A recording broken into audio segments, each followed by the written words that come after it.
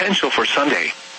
Partly to mostly sunny conditions and a very dry air mass offsetting temperatures in the upper 30s to low 40s will support lowest afternoon relative humidities of 20 to 25% across southeastern portions of Massachusetts on Sunday. In addition, gusty northwest winds will be present with gusts up to 35 miles per hour.